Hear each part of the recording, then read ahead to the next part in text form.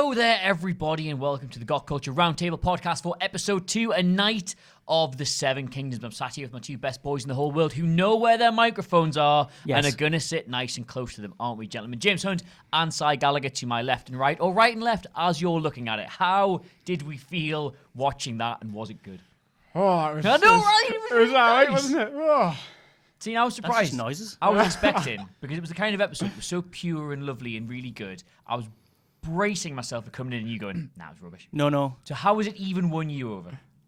Because I do really like character moments, as long as they're well paid off. And earned. Yes. And do you think all these were? Yeah, I think they were. I mean, there was one that was slightly shoehorned in. No pun intended, and we'll get to No, that no, one. I don't even mean that one. Oh, really? No, I mean the Hound. But it's for a reason. Yes. But it doesn't need to be in there on first. Well, we'll go through them all as and when we get to them. So we start the episode in Winterfell, and unlike any other Game of Thrones episode I've ever seen before that I can recall, we just stay in the one place for the whole episode. They've never done that before. Not for a non-battle episode. Yeah, Blackwater was. Blackwater and Watchers on the Wall are both just But they two don't really battles. count. But Yeah. they're battles, so... This wasn't a battle, though. We're Yeah. still one episode. I was quite curious to see what they were going to do with this episode, because obviously the first episode was reunion here, these people finally meeting each other, preparing for the battle, and then we knew the battle was going to be episode 3, so I was like, wonder what they're going to do with this one. It feels like they've got to tread water a bit, and given that there were some criticisms from people last week saying, bit slow, it took a bit while to get going, I thought, I don't know if they can get away with doing another, like, very sort of character developing episode, but, I mean... Can I throw around the term all-time great? Yeah. Easily. It's definitely one of them, yeah. If you take away the battle ones, which are like far and away best, it's probably the best character one, I would say. I can't remember any more being that good that don't have some sort of brutal payoff. Well, normally when they like to do these nice things for us, they only do them because it then gives you the proper gut punch of what they do later on in the episode. Which they're going to do. They've They just are, done it over multiple episodes this time. I remember sitting there about halfway through going, they've not left enough time for something horrible to happen. They've not set up anything horrible. I'm just going to be allowed to enjoy this? Is that like... I mean, we have accused the show of losing its teeth, and this is the gummiest episode they've ever done. But it's not a bad thing, I don't think. It's not, especially because we know where it's going. We know next week is the battle, and that's when those teeth are going to be shown. So it's nice to have that just, It was a kiss, together. it wasn't a gummy one. It was a kissy one. It was a kissy one, I'll give you that. James, of all the bits of character development, which do you think was the most important to you? A good question, because obviously a lot of it is great. It was great to watch, but where's it going to go? I don't know. It's hard, isn't it? It is hard. We'll try and go through the episode and the way the episode went through. Yeah. We opened with Jaime not being on trial, but certainly having to make his case to the assembled masses, and it kind of reminded you just how ragtag a collection of people we have here, because you've got Daenerys Targaryen, who's over from Essos to conquer the Iron Throne, Jon Snow, Ned Stark's bastard, who's now Warden of the North and is trying to unite everybody against the Army of the Dead, Tyrion Lannister, who's this outcast from one of the great houses down in King's Landing, and they're all here, and Brienne's there, and everybody's there, and it was just, it kind of felt for the first time like, this is it, they've brought everybody together. Now, given that the last episode ended with Bran sort of like looking across the courtyard and going, oi, oi, remember me. Was this how you thought that scene was going to go? Did you think maybe he'd have more to do? I thought the trial of Jaime was going to be much more of a heavy focus for the entire first half of the episode. Yeah, I thought it was going to be the episode, in effect. Him having to sort of prove that his redemption arc wasn't just a narrative thing. He was actually a better The trailer person. did sort of set that up as well. Which is why I didn't bother watching them. So I thought either you they're can't see them anyway. Either they're going to send me down a complete garden path with this, or I'm going to learn too much. So I didn't bother. I'm glad I didn't. They're pretty good. They're only what, 40 seconds of content. If that. It's just like flashes of things that happen. Would you rather they had done it that way? Do you think we should have had a longer, more well-paced out trial of Jaime? No, because that whole scene pays off with Bran explaining why he didn't say to Jaime. I think that's the only important part of it. I mean, you get some more friction with Dany saying, well, I don't agree with anybody, but I'm going to go along with it for once. Usually you should kill him and that's just true. deal with the consequences. But I think it's Bran saying, basically saying between the lines, you've got something to do in this fight. You've got a big part to play. Yeah, but then also saying, you're probably going to die. That was, I mean, you sort of said he was probably saying those things. He literally said, "If I had you killed, you couldn't help in this upcoming battle." Well, who cares about afterwards, though? Yeah. It wasn't. Who says you've got an afterwards? Yeah, It didn't say it wasn't you, but you might as well. exactly subtle. No. But even by Bran's quite creepy, scary standards. What did you think of this scene? What the Bran and Jamie thing? Yeah, the whole thing. The whole thing. I thought it was great. I mean, I love Jamie. Jamie's like my favourite. So this was very heavy on the Jamie action this episode. Just Not good everyone for me. can be right. Okay. Don't throw him. To reel Don't my point throw there, him Simon. off. Thank you. I really like the Bran stuff in this episode with Jamie and with Tyrion because we get a little bit more understanding of him finally. People like to complain about Bran. I am one of them Yeah. in particular, but I thought it finally felt like I understood why his character is like this in this episode. Oh, I get it now. He's so overawed by everything, and it's just, he has left his mark on me.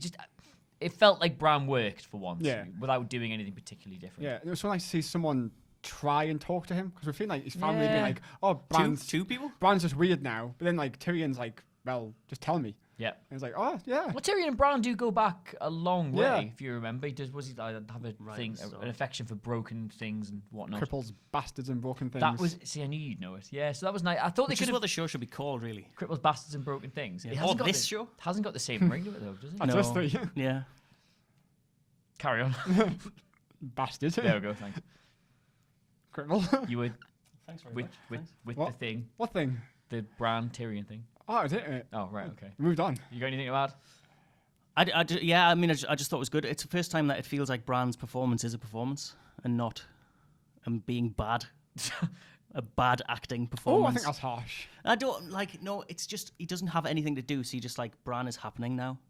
But this episode was more like, oh, he's actually doing some real acting there. Interesting. I just don't like him as a character mostly. My favourite thing about that is I read an interview with Isaac Hempstead Rice where he said, I only found out that was his actual name this weekend. By the way, he did a fashion thing for GQ. I was like, Right. interesting. it's because he wears glasses. And he takes his Yeah, glasses yeah, off. yeah, and he's like, so he can't really see. So he's just squinting. Is that true? Yeah. Why don't they just give him glasses? Why don't they give him contacts? That's great method. That Yeah. I don't know how I feel about every that. time he's doing like some sultry looking in the distance, he's literally like, who am I supposed to be talking? Which camera's on? Anyway, the other big, I'm going to move on from this Bran thing because it's done me in. Yeah. The other big takeaway from Jaime's court scene was the increasing tension between Daenerys and Tyrion. Now, we have all been critical of the way, not of Tyrion, but of the way his character's been written since the show overtook the books. He's made a lot of mistakes. It was nice to see him finally get called out for it last week. It was sort of being acknowledged that Tyrion was not the cerebral force that he once was. And now it looks like it's, I mean, he even says to the other two, by the time this is all over, I suspect one of you will be wearing this lovely little pin badge I've got. But then there was sort of a change of it all. Jorah sort of went in there and sort of talked Daenerys around. Are we going to see a change in Tyrion's fortunes from here on? I hope so, because that's 2 episodes in a row now where we've had different characters really talk about how he's been an idiot, basically. And that's got to have some kind of payoff, because that's suggesting they're aware of it, and that in turn suggests they're going somewhere with it. You'd hope so. So it has to mean he has a plan, or he's going to get a plan, or something that... The interesting thing is that when he's had idiot plans in the past that you've seen are idiot plans, you've known it. Yeah. This idiot plan, which is an idiot plan, by the way, to get the Night King, was not his idea. He can't take the blame for that, no. Yeah. So if it fails, then it gives him an opportunity to be like, remember when you said I was clever? I've got this other plan for when they've retreated elsewhere. That's probably how they would pay it off, I would think. I mean, what do you think it's going to be? There's been a lot of talk that he could be in cahoots with Cersei. Anything in that? I don't think so now. Honestly, I thought it could be a possibility in the first episode. And I don't really know why I don't think that anymore. I just don't. They've done nothing to really dissuade you from it, have they? No, I think Just I think it time. was the change. That scene actually where he was like, I think one of you will be wearing this. I think there was some genuine emotion in the fact that he wasn't necessarily going to be the Hand of the King anymore. I mean, I watched over the weekend. Hand of the Queen. YouTube now loves recommending to me random one-off Game of Thrones scenes because I keep watching them. With how about this one? Tyrion making his first pitch to Daenerys about why she should take his counsel and he could be very useful for her, and basically everything he says he could do hasn't really. He's like, well, I know all these families very well. You know, the Martells might support you, the Tyrells might support you. It's not really gone. I mean, they lost Dawn very early on, then she set fire to Sam's dad, and it's not his whole pitch for I know Westeros very well. He doesn't. He hasn't known it very well at all. He's been gone for for a while. I mean, it wasn't even gone that long. It's like, when we're away for a couple of days and come back to the office, what did I miss? Yeah. And everyone's like, well, not a lot, really. It's like if you started forgetting everybody's name. He's a bit of a curse to everybody who he said he could help with. Really? I think so. Go unpack this for So us. the Tyrells and the Martells, Yeah. he said he could help. He could bring them in. Okay. He did. Yep. Where are they? Very true. Gone. Anybody else? He made. Mother died in childbirth. That's one. He made friends with Jamie. He got Jamie to save him. He didn't get Jamie to save him. He compelled Jamie to save him, and now Jamie is doesn't get to have sex with Cersei anymore. Gutting. That is quite disappointing. Yeah. I just think he's a bad omen. I think that's the way the show's set it up, so that it looks like he's not just an idiot. He's unlucky. Yeah. Actually, I don't know about that. Braun's done pretty well off the back of him. For now, he has. For now, he has. He's riddled with pox. Well, we don't know that yet. He definitely is. And we don't know what pox actually is, or whether it's contaminable through the genitals. It's an STD. It is an STD. It is. One thing I wanted to bring up, because I thought this was quite interesting, was they sort of teased the idea of Daenerys and Sansa sort of making peace. Sort of strides in and goes, hey girl, shouldn't we just be like best friends? And then that takes a bit of I hate it. This is a TV trope I hate, right? Where a scene builds to the most interesting point, and then for a flimsy reason, the conversation must stop and they must leave and they don't go back to it. I always hate that, and they did that here. It happened twice in this episode. Well, the second time it happens, very understandable. The army of the dead is here. The first time, no, not so much. Do you think, are we going to have trouble there? It's something they've surely got to revisit, because they can't just leave that hanging, and obviously they're going to pause it because the dead are here. Yes. But then it's going to tie into surely who's the rightful king or queen, and how the kingdoms are maybe divided up after that, and because Daenerys probably can't rule, where Sansa could feasibly rule the north. And I think that's hinting at maybe that's what the goal is there, or where they're going to go with it. So. For me, it's a reminder that the story isn't just the Night King. The Great Game is not anything to do with the Night King. I'm almost of the opinion that he'll be dead in an episode or two. Oh, in a couple. I don't think he'll die next one. I remember I initially talked about it, said I don't think he gets to the last episode. I don't think he can get past the halfway point. I think he gets to 5. I agree with Tanya. 5, I think. Are we expecting... I definitely think that Cersei and the Night King have to have some sort of, even indirect, meeting of sorts. I think the Night King takes out the Golden Company, to be honest. I see. I'm at this stage now where I don't actually see the dead getting past Winterfell. I think they definitely do. By hook or by crook, they survive, and then all of a sudden, some of them survive. The army doesn't survive, but a group of survivors survives. Certainly. I think they survive. They burn Winterfell down. They flee south because they can't defeat the Night King. Yeah. And they're like, we've got to run. And then the Golden Company come into it because there's still a massive dead army. Because the Golden Company have nobody else to fight. It's not going to be the 20,000 of the best fighters against Jon. Why not? Well, I mean, you'd still win. I mean, frankly, we have no idea what they're going to do. No, logically, which means that it won't happen. But there you go. See, honestly, just for some reason, I just think Daenerys ends up being the big bad of all this. I'm almost convinced she does, and they defeat the army of the dead very early on in this season, and all of a sudden it's, actually the real invading force is Daenerys, because she's just found, Jon just told her, right? Now if it was me, or I think any normal person, your first reaction would be, I'm your aunt. Not you have a claim to the throne. He literally did just say this before. It's not the normal. I thought it was a bit weird that Jon didn't ask for more proof off Sam, but fair enough, that's a bit of faith, right? Yeah. You can sort of write that off as Ian trusts him implicitly. But Daenerys was like, oh, well, you're my brother's secret son. No mention of incest. No mention of incest. Just cite your sources. You've got a bigger claim to the throne than I have. What are you going to do about that, eh? It's just what if she kills him? I don't think she will. I don't think she will, but I think it could. I think one of those might kill her. It's definitely set up where it could happen. So yeah, I'll give you that. Someone's pointed out to me that if, let's say, Jon dies in the Battle of Winterfell, then let's say they defeat the army of the dead, but Jon dies, right? The final setup for the last few episodes, the real Game of Thrones, is going to be a triangle of Daenerys, Cersei, and Sansa, which is purely to pay off that maybe it is all cocks in the end. Because in fact, there's no cocks. Yeah. Especially if she marries Theon. This What's episode, going on there, by the way? Yeah, that was very strange. I thought that was just added in for no reason. Yeah, they were doing the little power sweep of all the couples. Yeah. Oh, we'll have to put them two together. She was so upset to see it. Well, happy tears. I think that they're a thing. To see him, and then it was like, oh, there's more to that. I did feel like that's she's just been so roundly mistreated by all men. I think so. I quite and liked their it. peens that Theon represents. Like no peens. He was broken. He'll understand more than anybody everything she's been through, all the things she survived, and he's not even. Yeah. She did seem to glory in the idea of men being easily manipulated. Yes. There's nobody in the history of the show has been more easily manipulated than Reek. Maybe she just wants her own Reek. That's her idea of men. Oh, It's probably not. That's a that big made that dark, didn't you? I completely forgot where are we in the story so far. What did we do? We did Tyrion's talk to trial and did the trial. It's still at the start. See, that's a problem. Tormund's here. Yeah, he got back. That is When they literally don't that bit. move locations, it's really hard to keep up with what actually happens. Yeah, Tormund gets back, and we get the does nice arrive little there. reunion of all the crows and Tormund. And do you just want to talk about Tormund for a bit? Would you like the floor? I do. I thought it was great that they made him do a jump shock on Jon. I just thought that was just. Yeah, that actually got me. That was It did me as well. I thought it was like, you utter bastards. What? There's no reason for it whatsoever. It's just to mess with you, and I love that. You've raised a good point there, because for all the episode was lovely and happy, and we got to see all these great character moments. Was it not the most tense thing you ever watched? Definitely waiting for something like that.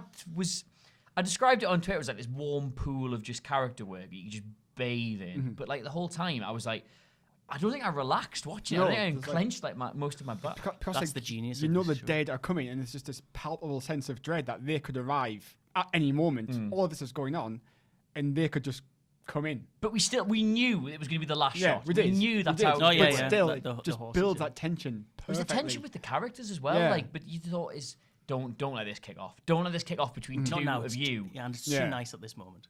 There was just so Yeah. much. And obviously, you said Tormund was the MVP of the episode. I did. Again. However, but I mean, he only is because that room of all of those characters together is the greatest collection of characters.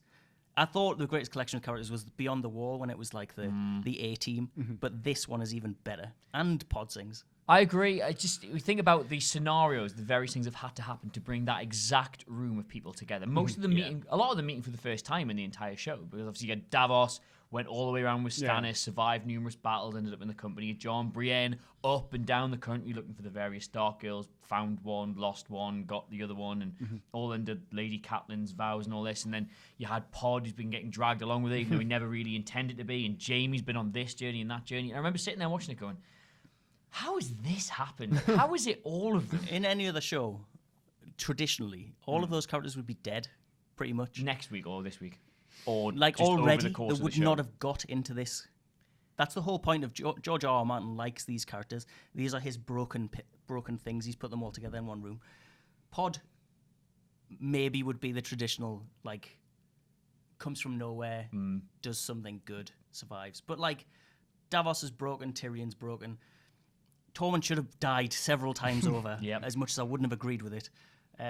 Jaime should have died. Brienne is a complete outsider. You see that twitch there? No. Involuntary twitch. But they don't, and that's how joyful that whole moment is because they shouldn't be there. And they're even like that, they're like, how are we here? I mean, I was fairly critical last season of the show, I've already said before, losing its teeth slightly, because I definitely thought Tormund should have died. There was more than a good enough occasion. Jaime, I thought in the very last episode, I thought they should have just killed him off, just to re-establish like the fact that anything can happen. But just seeing them all in that room, and with this thing hanging over them, they are all probably going to die now. You couldn't call it now who's going to live and who isn't. And I just thought, you know what? For all we sort of criticised the way the show has changed and become, I mean, you guys did the video about it, whether it's become unpredictable. Given that it was going into its finale and we needed to have these episodes and these moments that define these episodes, maybe it was all worth it. I mean, in hindsight, when I recapped it all, I genuinely didn't really enjoy season 7 that much. There was a few moments, but it didn't feel like the same show. Yeah. But that scene in that room with the fire on is perhaps just the amazing. greatest example of Game of Thrones being Game of Yeah. Thrones. Not the murder, not the incest, not the dragons, not the fantasy epic, not the war between the living and the dead. The way it writes these characters, brings them together, and has them interact. And I just was sat there going, I don't ever want this scene to end. I could sit in this room with them for hours and hours and hours. If they all survived, I would be deliriously happy. But that's then you know that's that they're the not thing. going to. At the start of the season, I was like, well, I hope they're really ruthless with the characters. And now I'm like, they've got me back. I was like, don't want anything bad to happen to these people. Why this episode exists. The first 2 episodes are clearly the first act of season 6. That's a great way to look at it. The next 2 are going to be awful, and then it'll dip a little bit at the end of 4, and then pick up again for the climax, and and we're not going to get a breather basically for the rest of it. Now, speaking of the climax, one scene that we've all talked about as being a bit odd in many respects was Arya gets a hole, which is quite nice. And she did. And he didn't. Oh, he didn't. No, she did. And I said to James, the longer that went on, I just sort of reached for my phone and was like, I'm just going to Google how old Maisie Williams is here, because that's, in my head, child star Maisie Williams. 22, though, so, I mean, fair enough. I'm sure she's done it before. Did that work for you guys? Not for me. Not because of the age thing, like, because I'm aware Maisie Williams is 22 and Arya's 18 or whatever. I thought it was very forced. Like, we had Gendry and Arya's relationship back in season 2 and 3, and it was lovely. It was this really sweet thing, and you saw her like kind of having her first crush on Gendry. But then they were apart like 4 or 5 years, and now they're back, and it's like, right, boom, get into it. Exactly. Like, you know, James has had sex before. This is a man who. Yep. Yeah. F's. So I thought it was very forced, but Arya got hers, so fair play to her. I mean, it's the biggest fan service moment of the episode, and a lot of people will be absolutely delighted that they shipped that. I just feel like that's exactly what it was aiming at. As What Culture's resident sex person, nipple expert. Yes. What was that about? There was definitely some jiggery pokery going on. Right. Also, CGI nipple work. That's why we only got Ghost for 2 seconds. The rest of the CGI budget went on. Yes, I did spot Ghost. Nipple removals. Yeah. Well, that was still. I mean, okay, Gendry's dead now, right? Surely you can't. Oh, he's been killed by sex. You can't have sex. He's got to die. You don't get to have sex in this. I mean, look at all the people who didn't have sex the night before the battle. Yeah. John and Danny been at it for a while. Tormund didn't bother. Tormund wanted to have sex with everybody in that room. He did. Yeah. I mean, you tweeted, and this got retweeted completely out of context by the main What Culture account, not even the Game of Thrones account. Why is everyone so horny? And as James put in his article, which I hadn't realised, it was because it was the 69th episode. Yes. Nice. Any other reason? I don't think so. No, I don't think so. I mean, you get giddy when exciting things are going to happen. That's the only thing. So we're all gently vibrating on the chairs. That's the only thing I can about rudy things. Out of the little burgeoning love triangle between Jaime, Brienne, and Tormund, is the answer. Anything definitive was going to happen there? Because I mean, nothing did. No, I mean, I definitely think that the show wants Jaime to be with Brienne. I'm going to concede that quite easily. But Brienne definitely reacted to Tormund more in this episode than she has ever. Is that true? Yeah. I mean, is that true, or is that just what you really want to believe? On my plate rusted. In that she spoke to him, yes. That's about it. That was that moment. Learning a lot about. He wants to be sexy with his milk, and it's just the least. And then that's what Brienne reacts to as well. Learning a lot about the Simon Gallagher courtship dance here. Like, she reacted to him the most. It might have been disgust and repellent, but he got a reaction. Oh, we're going to get any conclusion to that, or just is there going to be too much death? I think there'll be a conclusion in that 2 of them will die and 1 will survive. I think there'll be a payoff in that we'll have. It's going to be Tormund and Jaime. I have to make do with what we've got. Yes. I think Jaime dies in Brienne's arms on the battlefield somewhere. And then Brienne dies as well? Maybe. No, I think Brienne lives. But I don't. I just want to talk about that scene for a moment. She's another one. Go on then. That knighthood scene. Yep. It's so beautiful. It is. It was great. One of the best character moments in the entire show. Like, phenomenal. And that's what Game of Thrones used to be. Yeah. And it's what Game of Thrones should be. And it's what makes Game of Thrones so good. And like we talked about this episode and how it feels compared to other ones. And this really reminded me of one in season 3 called Kissed by Fire, which is where Jaime and Brienne have their scene in the bath. And it was written by the same guy, Brian Cogman. You would remember that. I would remember that. And it felt like that kind of episode where it's just all these really beautiful, well-earned character moments. Because you have like Jaime and Brienne together, you had Jon talking to a woman he loves, you had Peter Davos planning a and war, Shireen Clone, the Hound and nice. Beric having a moment, which is all from that episode in season 3, and all kind of pays off with all the journey we've all been on. So, yeah. It is really well written. Which was your favourite? Which was your most paid off character moment? Was it the nighting scene? For me, the night scene, yeah. Simon? I just think it was the triangle. I've You're never going to say felt. Tom and drinking, aren't I've you? never felt anything more than not just that. The whole interactions. Jamie saying, "Well, somebody probably calls me that." The King was, Car, was great, and Brienne literally not saying anything during that whole thing, and them just. It's not even them. It's just Tormund swinging his hammer around. Yeah. Let's say, being like, "I am in charge here. I'm going to do a cockerel walk." Who wants to know why I'm called Giant's Bane? Nobody. Well, I'm going to tell you anyway. I don't. Do you reckon that's true? I do. I wouldn't have believed it of I anybody mean, I know else. it's not. But for you know what I him, mean? I do. That's such an interesting backstory to have. It's the best. I know. I don't know why I like this so much, but the Hound and Beric on top of the wall. It was. right? It was very nice. I had to pause watching it on Now TV because I was that doubled over at him going, the Lord of Light's going to be really annoyed that he's brought you back 90 times just for me to throw you over this effing wall. I was doubled over at that. Like, it's not. Saying it back, it's not something that's like immediately hilarious. The way he delivered it, he's like, and Varys just sitting there smiling at him. We're all gonna die tomorrow, but this is what I was brought back to die for. And then Arya being like, "I'm not spending my last night on Earth. You two miserable fuckers." So that was the moment where I said it could have been cut out and lost nothing, but it I wasn't liked it. because I it liked means something. Because we have to remember that the Hound has a purpose. Yep. He was chosen by the Lord of Light for something, Had and his it isn't vision, just yep. because he's a big lad who's good in a fight. Something has to happen. James has a very good theory about it with Beric, which he just told me just before. did. Hot off the press. I think Beric is going to give his life for the Hound. I think we're going to see the Hound like revived by Beric or something and get his like sword Get his and stuff. powers. Yeah, That would be so Because cool. Obviously, you've got like that pin off the Lord of Light, the Hound's fear of fire, overcoming that. I think, yeah. Can Beric do that? Do we know? And obviously Thoros could do it. He In can gift his last life. in the books, that's how he brings Catelyn Stark back. He gives her the last. She's dead. They get her out the river, and he gives her the last kiss. So he dies, and we'll get Lady Wow, he Stoneheart. died that long. He died that long ago in the books. Yeah. So basically, we're going to see Beric and the Hound kiss Yeah, at That's some what I point in take the from next that, episode. yeah. totally, I'm here for that. Totally happy with that. Simon, be a dear and tell us how much we've got left on that card because I forgot to start a timer. Is it like 30 seconds or is it 4 minutes? I've deliberately made him do it because he's got the most wires under his chair. Anyway, what was your favourite moment, James? 2.5 minutes. Oh, wow, we 2.5 better wrap minutes. that up quickly then. Favourite moment? Favorite moment, the night scene with Brienne, and also Podrick singing. Simon?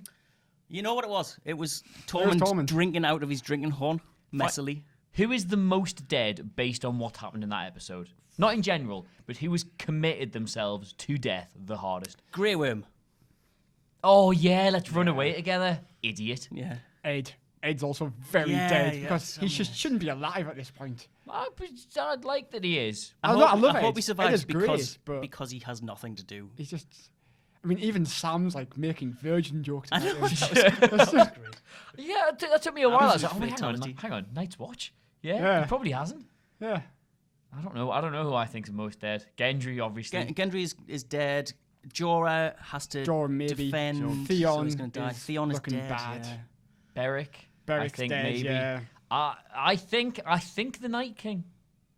We'll see. I think that's it. I think the Army of the Dead thing is because it's never been about them. They've always just been there, and I think they're going to be looked back on as a device that was used to bring the last act. The thing together. is, though, that the Night's King isn't at the end of the episode, so he's not there. So his army may die, but he isn't there. So do you think we're going to get like a big 3-way dragon fight thing? I think the dragon might die. I Yeah, definitely, I think another one's definitely next think week. one dies next week. Yeah, Yeah, I think and I think it's Rhaegar will die. Rhaegar. Yeah. But what if it was Drogon? Danny sort of like gifted her dragon to her new boyfriend, who she's just found out is actually the worst possible person in the world. And you can't do takesy backsies with dragons, can you? No. That would be really awkward. Anyway, let us know who you think is absolutely dead in the comments below, as well as whoever might actually live, if indeed anybody. And of course, don't forget to like, share, and subscribe. So I say goodbye really quickly because I think it's about 10 seconds left. Ricky. And James. Bye. And also me. Goodbye. You can follow us all on Twitter somewhere, I'm sure. Laters.